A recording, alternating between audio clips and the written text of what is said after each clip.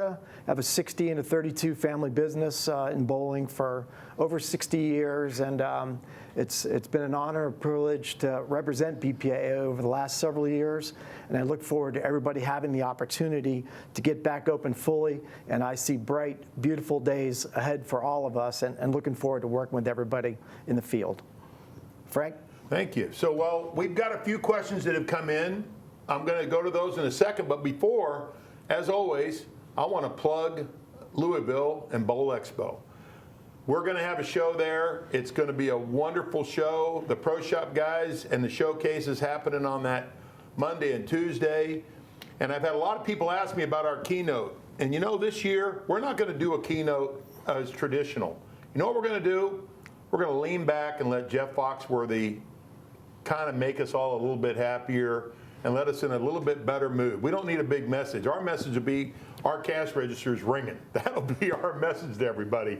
But we look forward to having everybody there. It's going to be a great show, and we've been communicating. Trade show booths are coming in.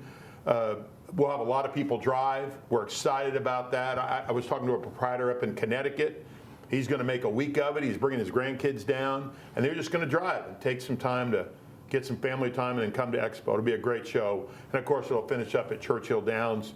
So what I call the non-traditional, but hey, maybe somebody will make some money betting on the ponies. So we'll have some funny. I know Tony Mendiola will. I don't know if he's listening, but Tony will.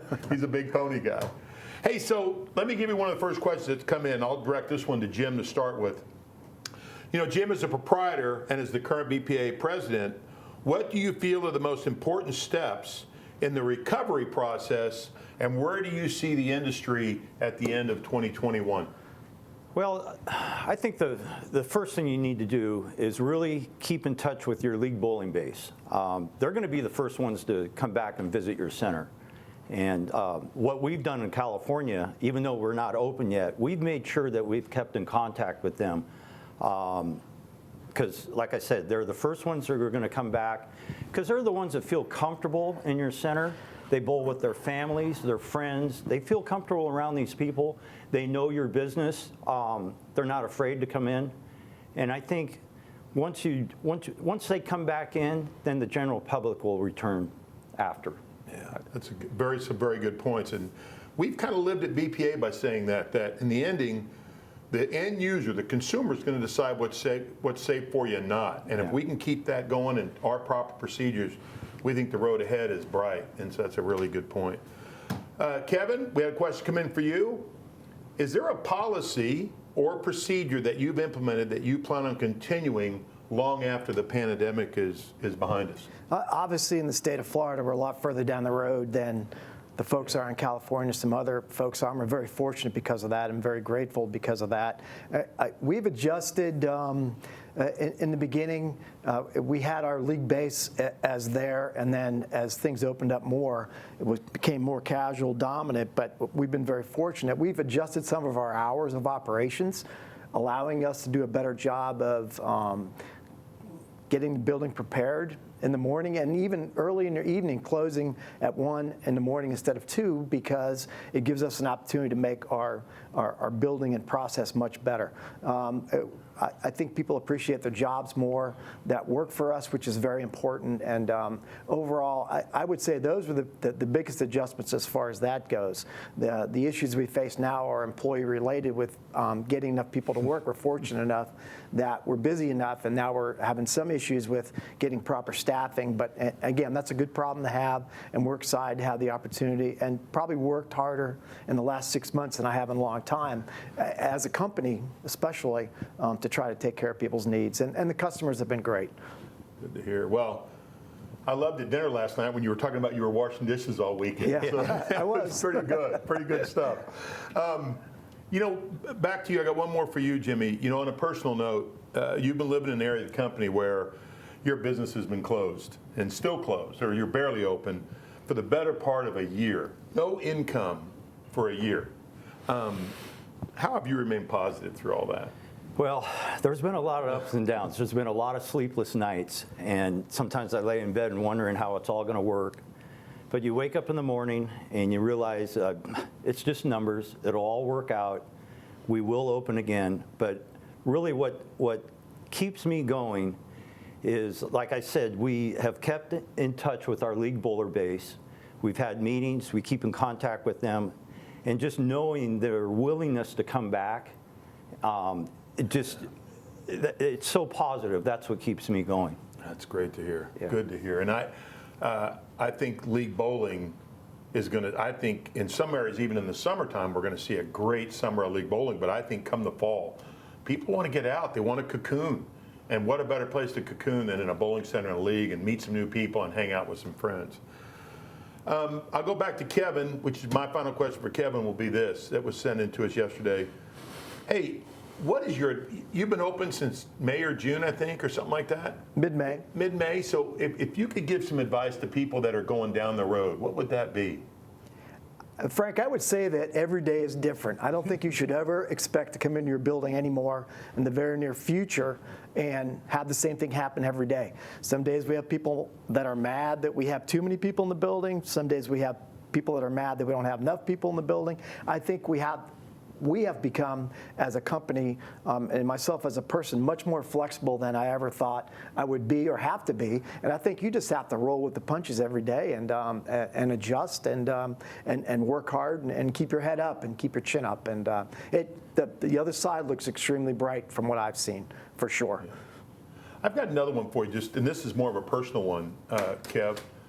At the end of the day, we were all worried about the game business. We were worried about the video game business coming back. Proprietors across the country have invested heavily in the video game business. What have you seen over the last 2 months and maybe being open? Increase, decrease, people scared? What's your thoughts? Honestly, the game business came back quicker than the bowling business did, which was totally shocking to me. Wow. We have about 150 pieces in my two facilities, and the game business in my facilities in Florida have come back stronger and are off the chart good. So those are good things. Of course, some of that has to do with the fact that people aren't going to movie theaters. You know, we have a great option, a wonderful option, and we're certainly going to take advantage of it for as long as we can. And the games business has been a nice part of it, but it's all part of the buckets that, you know, the drops that go in the buckets that fill each of our buildings. So I'm thrilled to death with all that. Yeah, that's what Amy Akuri always says. Hey, man, raindrops fill up buckets. Yep. We should never forget that in our centers, whether it's at the counter, whether it's in the pro shop, video games, whatever all that is, we should never forget that. Jimmy, one last one for you. As you bring your staff on, it's been a year. Yes. So do you have to retrain? What does that look like? Boy, good question. And yeah, you know, I'm hoping we're going to be able to open in a couple weeks. I do have my management staff in place. Luckily, my head mechanic. When I'm planning on bringing about half of my employees back. There's some big holes to fill, but we'll be able to do it. And but hearing, like Kevin said, finding help could be a problem. A lot of people would rather take that unemployment. I don't know. It'll be interesting, and we'll just deal with it as we go. We're just going to take, as we reopen, we're just going to take small bites. We're not going to try to tackle the whole thing, and you have to be ready to pivot and face whatever comes our way. Well, before I turn it over for you guys for a final statement from both of you, I want to just reach out to everybody that's listening, and for people who's listening on the rerun of this. You have any questions on PPP, any questions on earned investment tax credits, any of that stuff, pick the phone up and call us at BPAA. You can call me, you can call Amy, call Bart, get back to me. We'll help any way possible. I was already on the phone this morning with one of our members saying, hey, remember, we're here to help. And they said, well, can you help me on leased employees? I said, yeah, we'll get you help. Whatever you need, we're here. Just make the phone call. Please don't. We want everybody to get every piece of legislation to understand it, so you can either get more money or get down the road, or if we can't answer it, we'll get somebody that can. More importantly, we might turn you over to a proprietor that's gone through the same thing you have. Don't be afraid. Email. Go to our website. Call us. Whatever you need, we're here for you. We really are. And we want to get out of this, and we want to be fully running. Different than other industries that are still trying to figure out how to get out, proprietors are ready to go. And that's what we want to do. So in closing, I'm going to give it to Kevin first. Any last comments, Kevin? I would urge everybody to attend in Louisville. We'll have proper protocol in place. I think it'd be an opportunity, and after over a year, being out of circulation, it's going to be a wonderful event. And I also encourage you to use your resources here at BPAA. These folks have been working during this whole process. They're professional. They do things the right way. And if they can't find an answer, as Frank said, we will find you an answer. But it's up to you guys to use this potential source. That's what you're paying dues for, to find answers for your groups. And no question is too silly or too simple. And please realize that. And I also encourage anybody to pick up the phone and call myself and or Jim. I'm sure feels the same way. We volunteered for this about 3 years ago. This started for both of us. We didn't quite understand what we would be volunteering for in a COVID year, but we're here to help, and so therefore I encourage you to do so, and thank you for the opportunity to be here with you today, Frank and Jim. Yeah. And I'd like to encourage people to just to tune into this show every week, and actually, if there's anything you'd like to see on this show, contact Frank. And what's great about this, we can stay current. We can have the most up-to-date information on a weekly show. This is going to be a game changer for our association. I agree, and we're actually going to be using it for some state association items and things. So we'll work on it.